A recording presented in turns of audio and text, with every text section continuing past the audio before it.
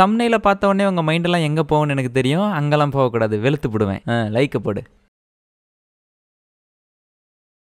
Director Rajesh இருக்காரு இல்லையா, அவரு 2009 இருந்து படங்களை டைரக்ட் பண்ணிட்டு இருக்காரு. ஆனா 2016 இருந்து அவரோட படங்கள் எதுவும் சரியா போறதில்ல. அட கிரிஞ்சா இருக்குன்னு சொல்லுங்க தம்பி.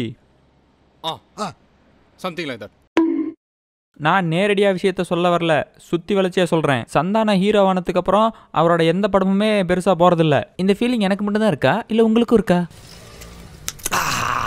உனக்கும் இந்த ஃபீலிங் இருக்கா? எனக்கும் இந்த ஃபீலிங் இருக்கு. இந்த சிவா மனசுல சத்தி, பாஸ் என்கிற பாஸ்கரன், ஒரு கல் ஒரு கண்ணாடி, ஆலினால் அழகராஜா, VSOP எல்லாம் எடுத்து பார்த்தோன்னு வைங்களேன், அந்த படங்களோட கதை ஞாபகம் இருக்கோ இல்லையா, சந்தானத்தோட காமெடி ஞாபகம் இருக்கும். அதுக்கப்புறம் வந்து இந்த கடவுள் இருக்காங்குமாரு, மிஸ்டர் லோக்கல், வணக்கம் விடா மாப்பிள்ள, பிரதரு, இந்த படம்லாம் எடுத்து பார்த்தோமா படம் பேரே ஞாபகம் இருக்காது. அது வேற விஷயம். யார் இவரு? வணக்கமிடா மாப்பிள்ளையை விட கேவலமான படம் இவரால் எடுத்துட முடியுமான்னு நினைச்சேன், எடுத்துட்டாரு. இன்னைக்கு நாம பிரதர் இல்ல ஸ்டெப் பிரதர் அந்த படத்தோட ரோஸ்ட்டை தான் பார்க்க போறோம். உங்க எல்லாருக்கும் ஸ்டெப் பிரதருக்கு மீனிங் தெரியும்னு நினைக்கிறேன். நீங்க எப்பவும் பார்த்துட்டு இருப்பீங்களே அந்த ஸ்டெப் பிரதர் கிடையாது. டே கூகுள், ஸ்டெப் பிரதருக்கு மீனிங் சொல்றா. வளர்ப்பு சகோதரர். அப்ப நம்ம வீடியோக்குள்ள போலாமா?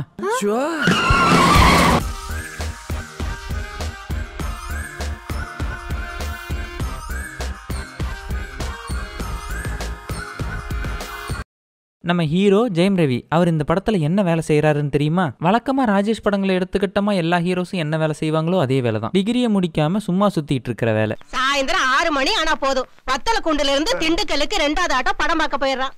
காலையில வர்றான், திங்க வேண்டியது தூங்க வேண்டியது, மறுபடியும் படம் பார்க்க போயிடுறான். ஹீரோ வந்துட்டு பயங்கரமான புத்திசாலி, சூப்பரா லா பேசுவாரு. அப்புறமும் ஏன் அவர் லாயர் ஆகலனா, ஏன்னா அவங்க அப்பா லாயருக்கு படிக்க வச்சிருக்க மாட்டான். அதான் இல்ல, அவங்க அப்பா படிக்க வச்சதெல்லாம் லாயருக்கு தான் படிக்க வச்சாரு. ஆனா நம்ம ஹீரோவுக்கு ஒரு ஃபால்ட் இருக்குது. தப்புன்னு தெரிஞ்சா பட்டுன்னு கேட்டுருவாரு. இது இந்த நிமிர்ந்து நில்ல பண்ண அந்த கேரக்டர் மாதிரி தானுங்கண்ணா.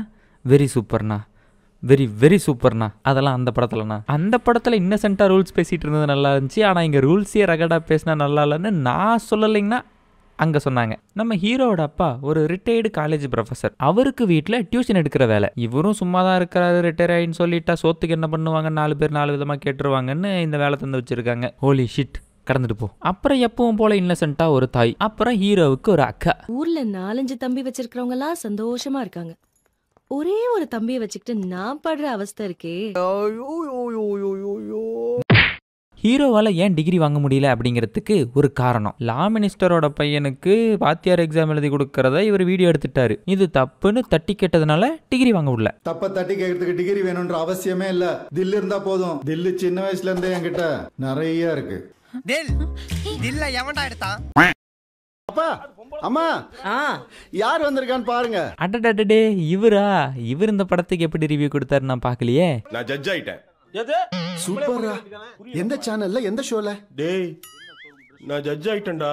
கவனித்தீரா? எதை மன்னா? டேய், ஒன்றும் விளங்கவில்லையே மன்னா. நடுவுல டொயங்கின சத்தம் போட்டு வச்சிருக்காங்க, கவனிச்சிங்களா? டேய், நானே அதெல்லாம் போடுறது இல்லையடா. டேய், நிஜமா போடுறது இல்லடா. டேய், நிஜமாவே போடுறது இல்லடா அந்த மாதிரி மியூசிக்லாம். இவன் நம்மள நடுத்தெருவுல நிப்பாட்ட போறான். நாம எங்க நடுத்தெருவுல நிக்க போறோம்? நமக்கு தான் சொந்த வீடு இருக்குல்ல. என்னது இதுவா? இவர் தங்கியிருக்கிற அப்பார்ட்மெண்ட்டை இடிச்சிட்டு ரெனோவேட் பண்ணணும்னு ஒரு லீகல் நோட்டீஸ் அனுப்பியிருக்காப்ல. அதுக்கு ஊரே சேர்ந்து வந்து கேளுன்னு கேட்க அவனுங்கள இவர் பொலபலன்னு பொழக்கிறாப்ல. அடிதடி பண்றதை பார்த்துட்டு போலீஸ் வந்து பிடிச்சிட்டு போயிடுறாங்க. போலீஸ் பிடிச்சிட்டு போறதை பார்த்துட்டு அவங்க அப்பாவுக்கு ஹார்ட் அட்டாக் வந்துருது. ஹார்ட் அட்டாக் வந்த அப்பா ரொம்ப பாவம், அவருக்கு ஹார்ட்ல ஓட்டை இருக்கு. நம்ம ஹீரோ இதுக்கப்புறம் போய் பொறுப்பா சம்பாரிச்சு ஹார்ட்ல இருக்க ஓட்டையை அடைப்பாரு. செருப்புல சாணிய முக்கிய அடிப்பேன். அவன் அதை விட கேவலமா ஒரு ஐடியா யோசிச்சு வச்சிருந்திருக்கான்பா. ஹீரோவை பார்த்தாலே ஹீரோவோட அப்பாவுக்கு பிபி ஏறுதான். பொண்ணு கிட்ட ஜாலியா உட்காந்து பேசிட்டு இருந்தவரு ஹீரோ வந்த உடனே வருத்தமாயிடுறாரு. முன்ன வராதடா, மூஞ்ச காட்டாதடா, மூடிக்கிட்டு உங்க அக்கா கூட போடான்னு துரத்து விட்டுறாங்க ஊட்டிக்கு. ஹீரோவோட மாமா வனத்துறை, ஹீரோயினோட மாமனாரு. அதெல்லாம் எதுக்கு, அதெல்லாம் இம்பார்ட்டன்ட் இல்லையே, படம் தானே. நமக்கு கட்டின பாட. அவங்க குடும்பத்தை பத்தி ஷார்ட்டா சொல்றேன், ஸ்வீட்டா கேட்டுக்கங்க. அவங்க வீட்டுல டைமிங் ரொம்ப முக்கியம். எல்லாருமே வேலை செய்யணும். சந்தோஷமா இருக்கிறது கூட எந்த டைம்ல சந்தோஷமா இருக்கணுமோ அந்த டைம்ல தான் சந்தோஷமா இருப்பாங்க. ஏண்டா அந்த ஹீரோயின் பத்தியாவது கொஞ்சம் சொல்லேன்டா. நோ கமெண்ட்ஸ், சிம்பிளி வேட்ஸ். ஏதோ சேர்த்துக்கிட்டோம்னு வச்சுக்கிட்டு இருக்கேன். ஹீரோயின் வந்துட்டு உன்னால இந்த வீட்டுக்குள்ள வந்த வாட்டி சிரிக்கவே முடியாதுன்னு சொல்லிட்டு போவாங்க. ஆனா இவர் வீட்டுக்குள்ள வந்த வாட்டி இவங்களால தான் சிரிக்க முடியாது பாவம். நாட் ஒன்லி வீட்டுக்குள்ள இருக்கிறவங்க ஆண்டி, நம்மளாலையுமே சிரிக்க முடியாது. இந்த கிரிஞ்சு காமெடிலாம் எங்க இருக்கும் அப்படின்னு சொல்லி தொகை பார்த்தீங்கன்னா எல்லா கிரிஞ்சு காமெடியும் இந்த படத்துல தான் இருக்கும். இந்த வீட்டு உப்பை மட்டுமே சாப்பிட்டு வளர்ந்தவன். உப்பை மட்டுமே சாப்பிட்டு வளர்ந்தா உடம்புல யூரியா அதிகமாகி கிட்னி ஃபெயிலியர் ஆகி செத்துடுவேன். இந்த ஃபேமிலியே ஒரு டைம் டேபிள் போட்டு வாழ்ற ஃபேமிலி. இந்த ஃபேமிலியோட டைம் டேபிளை கொடுத்ததும் ஹீரோ சம்பந்தமே இல்லாம ஹீரோயின்ட்ட பேசுறாரு. எப்பயோ நான் உன்னை கலாய்ச்சத மைண்ட்ல வச்சுட்டு நீ என்ன பழி வாங்குற. நான் அப்ப ஒரு குழந்தைமா, அதெல்லாம் மறந்துரு ப்ளீஸ். இப்போ இந்த ஃபேமிலி டைம் டேபிள் கொடுத்ததுக்கும் ஹீரோயின் உன்னை பழி வாங்குறதுக்கும் என்ன சம்பந்தம்?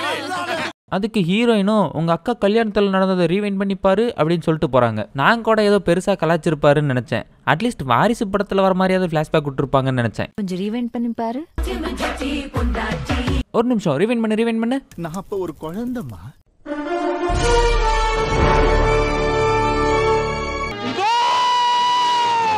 இப்ப எப்படி இருக்காரோ அப்படியே தான் ஃபிளாஷ்பேக்லயே இருக்காரு.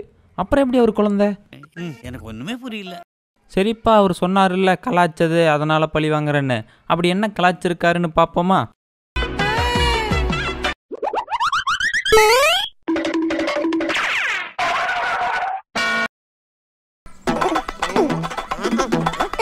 என்னடா ஃபிளாஷ்பேக்ல ஒண்ணுமே இல்ல. இவங்க அக்கா வீட்டுல இருக்கிற ஒவ்வொருத்தரும் ஒவ்வொரு வேலை பார்த்து தராங்க. ஒரு வேலையும் செட் ஆக மாட்டேங்குது இவருக்கு. ஹாஸ்பிட்டல்ல பவுன்சரா சேர்த்து விட்டா அங்க ஒரு லா பேசி சண்டை போடுறாரு. ஸ்கூல்ல பிடி வாத்தியாரா வேலைக்கு சேர்த்து விட்டா அங்க போயிட்டு பிடி விட மாட்டேங்கிற அப்படின்னு சொல்லி சண்டை போடுறாரு. வாழ்க்கையில உன்ட டிடி காசுன்னு இல்லையடா. அது டெடிகேஷன் மாப்ள. நம்ம வீட்டில் இருக்கிறதுக்கு இவனுக்கு தகுதியே இல்லை, இவனை துரத்தி விட்டுருவோம் அப்படின்னு எல்லாரும் பிளான் பண்ணிட்டு இருக்கிறப்ப ஹீரோவோட அக்கா மட்டும் வந்து, மாமா இவனை திருத்தி வீட்டுக்கு கூப்பிட்டு வரேன்னு எங்க அப்பா கிட்ட சத்தியம் பண்ணியிருக்கேன், உங்களை நம்பிதான் மாமா கூட்டிட்டு வந்தேன்னு சொன்னதும் சரி நீ ஏன் கூட வேலைக்கு வான்னு கூட்டிட்டு போறாரு. அங்க போயும் சும்மா இல்லாம இவரோட வேலையில மூக்க நுழைச்சி அந்த கோவத்துல நீங்க பேச்சே கேட்க மாட்டேங்கிறீங்க, உங்க அப்பா அம்மா உங்களை சரியா வளர்க்கல அப்படின்னு சொல்லி போடுறாரு. உடனே ஹீரோக்கு கோவம் வந்துருது. என்ன ஒழுங்கா வளர்க்கலன்னு சொல்லுங்க, எங்க அக்கா ஒழுங்கா வளர்க்கலன்னு சொல்லாதீங்க. இந்த பிக் பாஸ் எல்லாம் எதுவும் கண்டென்ட் கிடைக்கலனா ஒரு சின்ன விஷயத்த ஊதி பெருசாக்குவாங்கல்ல, அந்த மாதிரிப்பா. சிரிக்காதம்மா, நீ பண்ண தப்பு அவர் அனுபவிக்க போறாரு. ஐயா நான் தப்பே பண்ணலங்க ஐயா. சரிங்க, சிரிக்க கூடாது, மனுஷ இயல்பு சிரிக்க கூடாதுன்னு சொல்றீங்க அதானே? சிரிங்க, தாராளமா சிரிங்க நான் சொல்றேன். சரிங்க ஐயா, சிரிக்கலங்க ஐயா, சிரிக்கல விடுங்க. சிரிக்க கூடாது, சிரிக்க கூடாது, அதுக்காக சொல்றீங்க. நீங்க சிரிங்க, ஏன் சிரிக்கிறீங்க? அதுதான் அது, அப்போ சிரிக்க கூடாது. மைக்குக்காக சொல்லி இப்போ என்ன சொல்ற? அண்ணனும் தங்கச்சியை சண்டை போட்டுட்டு வெளியே வந்துடுறாங்க. இவங்க வீட்டை விட்டு கிளம்புற நேரம் பார்த்து அவங்க அப்பா அம்மா வீட்டுக்கு வர, ஏன்டா நீ போய் திருந்தி வருவேன்னு உன்னை இங்க அனுப்புனா நீ என்னடா இவளையும் சேர்த்து இழுத்துட்டு வர. இதுக்கப்புறம் ஹீரோ ரொம்ப நல்லவர், அவர் மேல எந்த தப்பும் இல்லை, நீங்க தான் தப்பா புரிஞ்சிட்டு இருக்கிறீங்கன்னு இந்த வீட்டில் இருக்கிறவங்க எல்லாம் புரிஞ்சுக்கிட்டு அவங்க அக்கா ஒன்று சேர்த்துக்குவாங்கன்னு நினைச்சிங்கன்னா செருப்புல சாணிய முக்கிய அடிப்பேன். இவ்வளோ பேர் திருத்த முயற்சி பண்ணி திருந்தாத நம்ம ஹீரோ அந்த ஒரு வார்த்தையில திருந்திட்டாரு. நீ என் புள்ளையே இல்லடா. சேச்சே அப்படிலாம் இருக்காது, ஏதோ கோவத்துல சொல்றாரு. ஆனந்தி மட்டும்தான் எங்களுக்கு பிறந்த புள்ள. எங்க நேரம் உன்னை எங்கேயோ இருந்து எடுத்துட்டு வந்து வளர்த்தோம். என்னங்கடா ட்விஸ்ட் அடிக்கிறீங்க? அதுக்கப்புறம் வீட்டுக்கு கூட்டிட்டு போய் ஒரு ஃபிளாஷ்பேக்குன்னு ஓப்பன் பண்ணுவாங்க பாருங்க. இவ்வளோ கேவலமான, இவ்வளோ மட்டமான, இவ்வளோ தற்குறித்தனமான ஃபிளாஷ்பேக்கை நான் கேட்டதே இல்லை. உங்க அக்கா இருக்காளே, அவளுக்கு தம்பி பாப்பா வேணும்னு ரொம்ப ஆசை. உங்க அம்மாவுக்கு பிறந்த குழந்தை பிறந்து இறந்து போச்சு, இல்ல இறந்தே பிறந்து போச்சு. அவகிட்ட எப்படி இந்த விஷயத்த சொல்றதுன்னு தெரியாது. இந்த பாவி எங்கேயோ குப்பை தொட்டியில கடந்த உன்னை தத்தெடுத்துட்டு வந்து இதுதான் உன் தம்பின்னு சொன்னோம். அவளும் நம்பி உங்களோட விளையாண்டா. நீ அவ தம்பி இல்லைன்னு தெரிஞ்சா அவ வெம்பியே செத்து போயிருவாப்பா. அதனாலதான் நாங்க சொல்லல. எல்லாருமே போயிட்டாங்களா? சரி அவங்க அக்கா கிட்ட சொல்லல, சரி இவன் கிட்ட ஏன்டா சொன்னீங்க? இவன் மனுஷன் இல்லையாடா? இதை கேட்டா இவன் ஃபீல் பண்ண மாட்டானாடா? ஆனா உங்க ஃபேமிலி ஸ்டைல் என்னது நல்லா இருக்கே, ஒரு கயிறு எடுத்து தொங்கிருங்களே. அப்புறம் ஹீரோ வந்து எல்லாத்தையும் சமாதானப்படுத்த ட்ரை பண்ணா போட வெளியே அப்படின்னு துரத்தி விட்டுறாங்க. இதெல்லாம் கூட மன்னிச்சிருவேன்டா, அவங்க மாமனார் உதாரணம்னு ஒன்று பண்ணி காட்டுவாரு பாரு. சாரி கேசவ். சபா இப்பவே கண்ணை கட்டுது. 25 வருஷமா இவங்க வீட்டுல வேலை செஞ்சுட்டு இருந்த ஒருத்தன் ஒரு அப்பனத்துக்கு வேலையை விட்டு போயிட்டானா. அட இது கூட பரவாயில்லப்பா, கடைசியில வந்து ரிவெஞ்ச் வேற எடுப்பாரு.